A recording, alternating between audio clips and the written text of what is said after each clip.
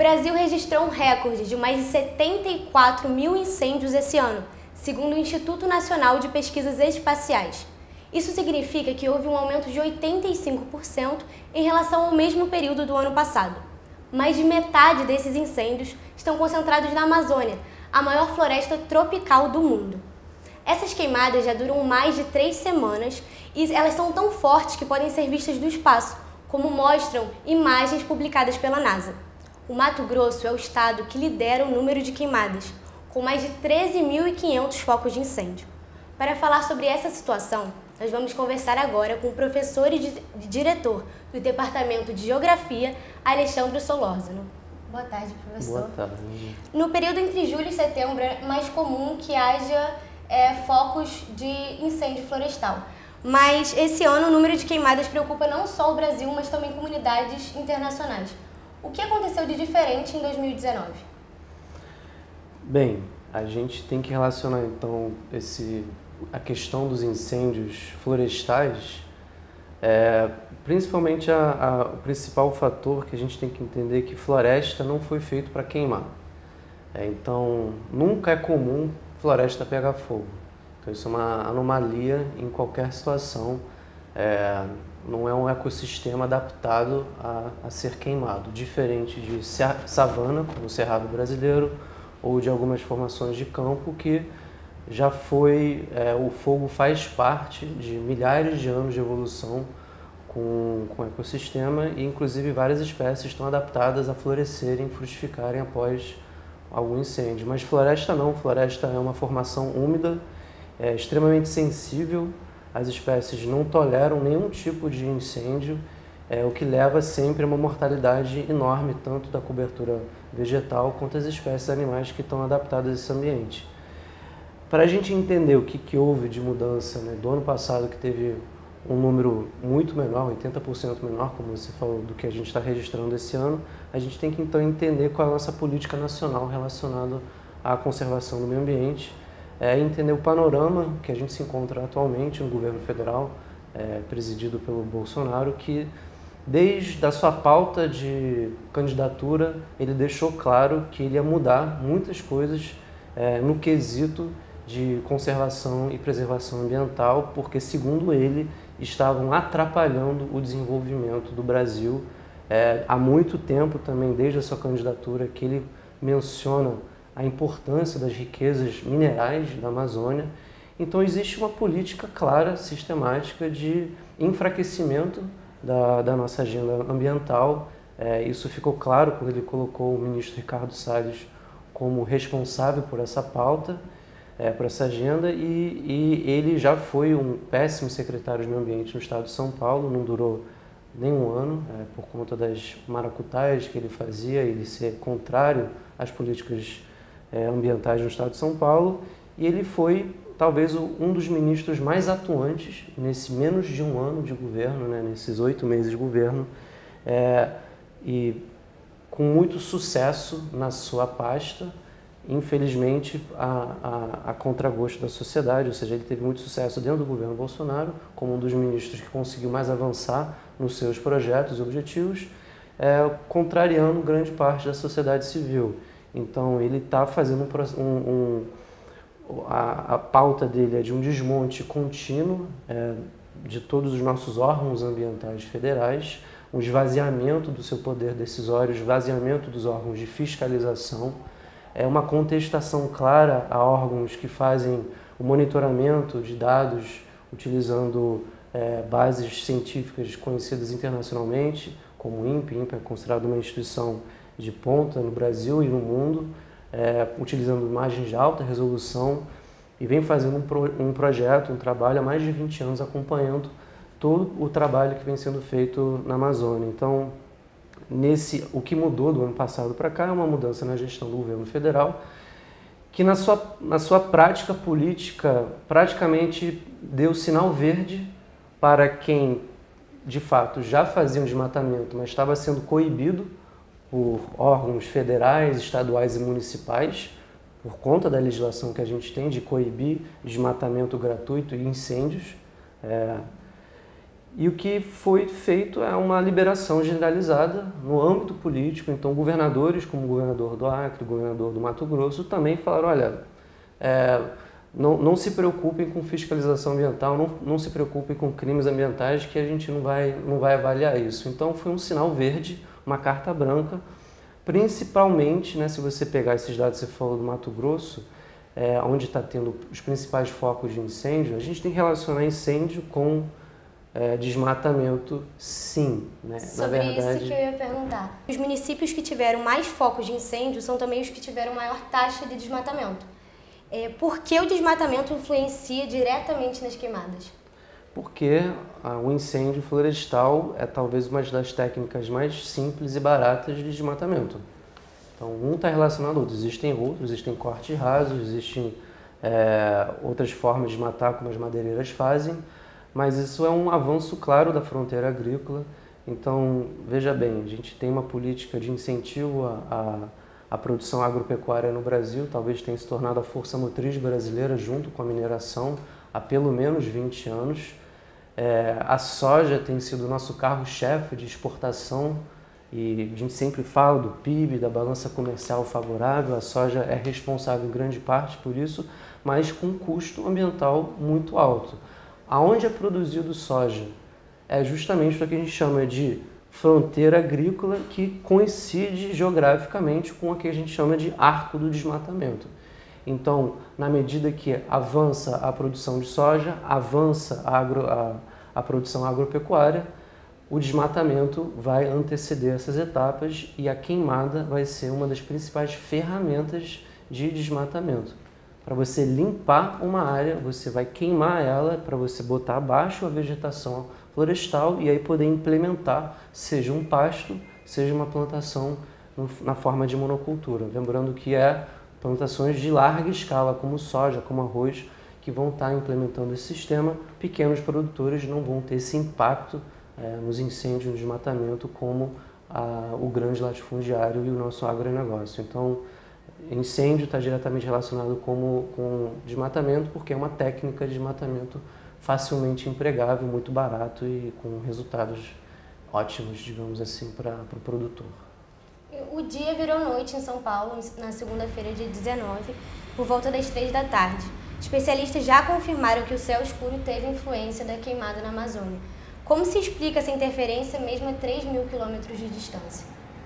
Porque quando a gente faz um incêndio, né, a gente está liberando diversas partículas para a atmosfera, não só o gás carbônico, a própria fuligem da biomassa incendiada, ela é extremamente leve, e então entra para camadas superiores da atmosfera e por fenômenos atmosféricos bem complexos, mas que está relacionado à diferença de pressão atmosférica entre o centro-oeste e mais o sudeste, pegando principalmente São Paulo, vai transportar essas partículas a 3.000 quilômetros. A gente também tem transporte de partículas do Saara sendo depositado na Amazônia via poeira atmosférica. Então esse tipo de transporte não é incomum, acontece, é um fenômeno atmosférico conhecido. A questão é o montante dos incêndios é tão grande que produziu uma quantidade enorme de fuligem que acabou não só chegando, essas outras ocasiões de incêndio também foi transportado fuligem, mas a quantidade foi tão grande, juntou com uma massa fria estacionária, que já estava causando nebulosidade, e um céu mais escuro, juntou esses dois fenômenos.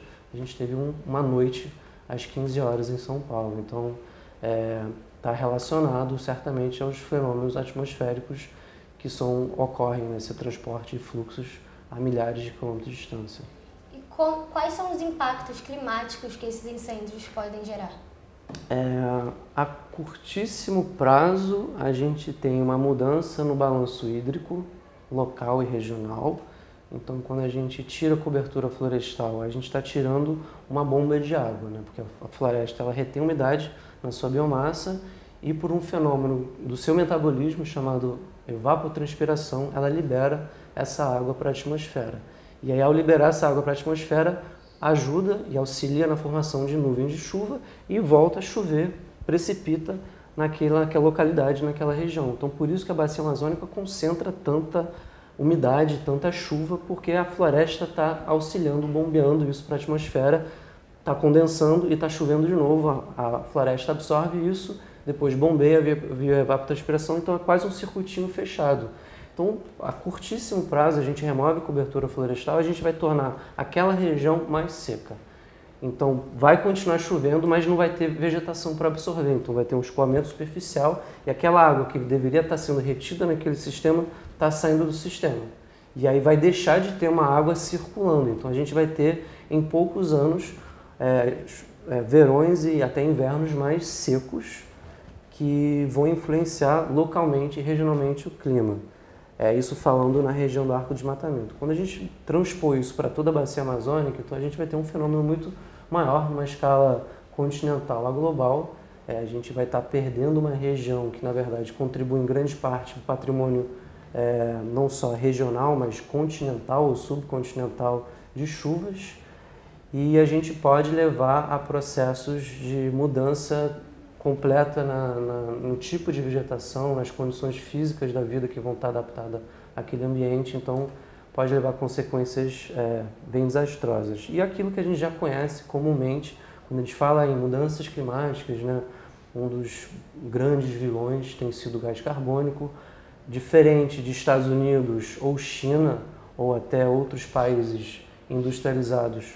A participação do Brasil na emissão de gás carbônico não é via indústria ou automóvel, é via incêndios florestais. Então, infelizmente, a gente está aumentando o nosso impacto, o footprint de carbono, né, nossa pegada de carbono nesse ano, nesse curto ano, e a gente vai estar então, contribuindo com os gases de efeito estufa, então sendo mais um componente nessa esfera global que todo mundo está conectado de criar condições mais adversas para o futuro do nosso clima, que afeta todas as partes. Daí, só para fazer um esclarecimento, muita gente não sabe, a gente erroneamente chama tudo de aquecimento global, não necessariamente vai ficar mais quente, a gente está mudando os regimes climáticos, que tem a ver com temperatura, mas tem a ver com precipitação, tem a ver com distribuição, na verdade, de temperatura e precipitação. Então, a gente pode ter uma média, aumentar em algum lugar 1, 2 graus, mas os extremos vão ser maiores em termos de temperatura.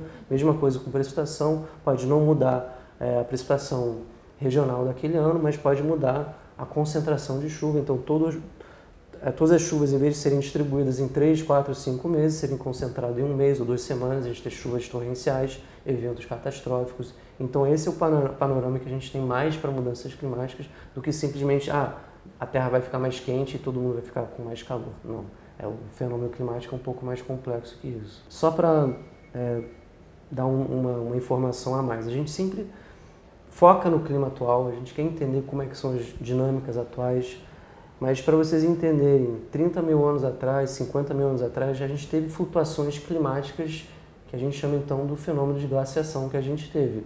Durante as máximas glaciais, a gente teve savanas na Amazônia e floresta ficou reduzido a alguns redutos.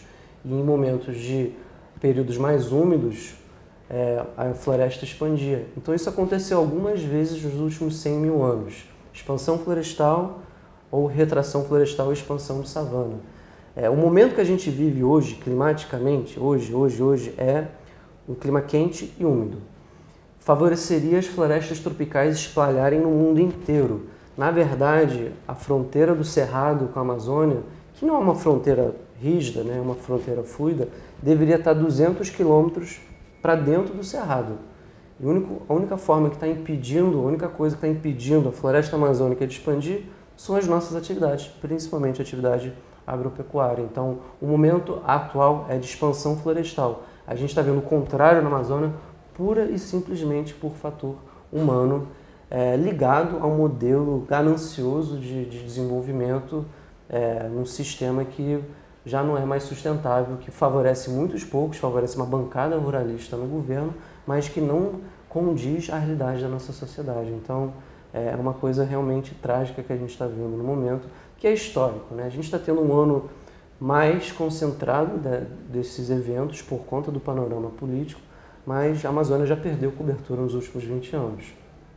Hoje a gente tem um panorama mais complicado por conta da agenda ambiental que está sendo desmontada no plano da esfera federal. O desmatamento e as queimadas na Amazônia afetam o Cerrado? Olha, não da forma talvez tão linear como você tá vendo, ou seja, ao mesmo tempo, se você pegar o mapa de incêndios, de focos de incêndios, estão ocorrendo na Amazônia e estão ocorrendo no Cerrado. Então, ambos estão ligados ao mesmo fenômeno.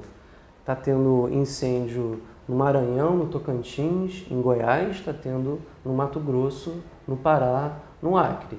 Ambos estão relacionados ao mesmo fenômeno, que é a expansão da fronteira agrícola, que é a abertura de novas áreas para a implementação de um pasto ou de uma agricultura em termos de monocultura. Então, não é que o incêndio na Amazônia esteja influenciando o Cerrado. Existe incêndio no Cerrado, existe incêndio na Amazônia e ambos estão, nessa escala, interconectados por um fenômeno de ordem mais política, no caso da expansão agropecuária.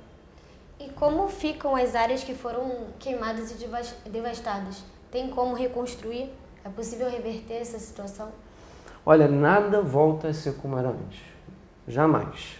Até mesmo aqui na Mata Atlântica, que teve 500 anos de história de destruição, desmatamento, a gente está vendo lugares na Mata Atlântica que estão se recompondo sozinho, porque a atividade agropecuária foi abandonada, ou em alguns lugares está tendo investimento e está sendo implementando projetos que a gente chama de restauração ecológica, restauração florestal.